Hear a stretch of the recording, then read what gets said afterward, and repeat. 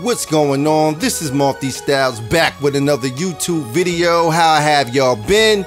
Me, I've been going through a rough week and I wasn't going to talk about it, but you know what?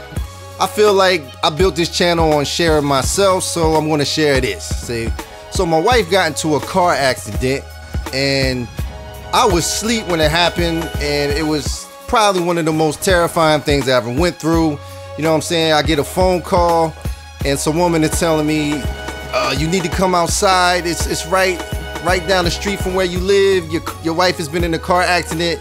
And I'm hearing her scream in the background. So this is like one of the most terrifying things I ever went through. I jump in the car and I see the car that she was driving tipped over, it flipped over on its side with water all up in it. You know what I'm saying? I'm like, what the hell? 40, 50 people out there because it was in a very populated area in the neighborhood. Ambulance, cops everywhere, and I'm hearing my wife scream as soon as I get out of the car. Like, it's crazy. So I run and I see her putting on a stretcher. She's wet, got mud all over. You know what I mean? So basically she hit a fire hydrant and the car flipped over. You know what I'm saying? It was kind of messy because people who said she almost hit the tree, but she missed the tree. You know what I'm saying? Now, before I actually got to see her, I'm hearing the screaming. And I'm thinking, man, I'm hoping like her leg is not like amputated or broken or something crazy like that, because I'm hearing her scream at the top of her lungs. And then when I get there, I don't know if I told y'all this, I made a video about it, but she has fibromyalgia. So her fibromyalgia pain has been ignited by the accident. So not only is she hurt from the accident, she's also hurt from the disease she got. So she's like feeling double pain right now, and they're trying to move her, but her skin, it feel like it's on fire because that's what fibromyalgia do.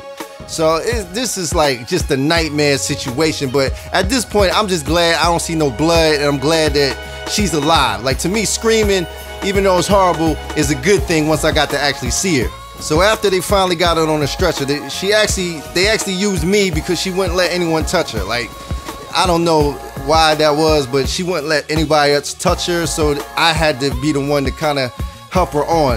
And it was another guy helping too, but it was me kind of like move her onto the stretcher. And then they put her in the ambulance, and then after that we went to the hospital.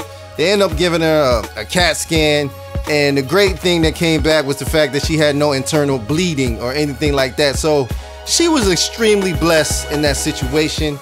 You know, thank God. And I wouldn't know what I would have did if it was worse than that. You know what I mean? But yeah, I mean, that was very stressful. And right now, she's doing a lot better, but she's in a lot of pain. And it hurts my heart that she went through that, because she already went through so much before this.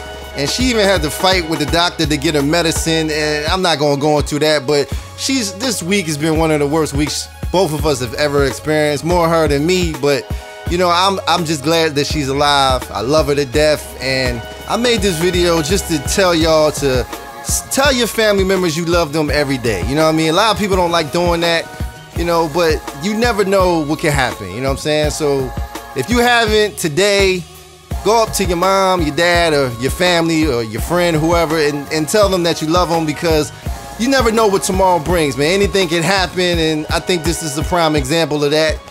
Obviously, you know, things turn out for the best, but sometimes they don't. I've been in that situation too. So right now, if you can, or today, tell your family that you love them. And another thing, if you're having like a quarrel with a family member, or y'all haven't spoken days, months, or weeks, or years, squash that, because you never know if something was to happen to them and y'all ain't get to make up, that will hurt you. You know what I'm saying? So squash the beef, make up, and tell each other you love each other, because life is too short to be holding on to little stupid things like that.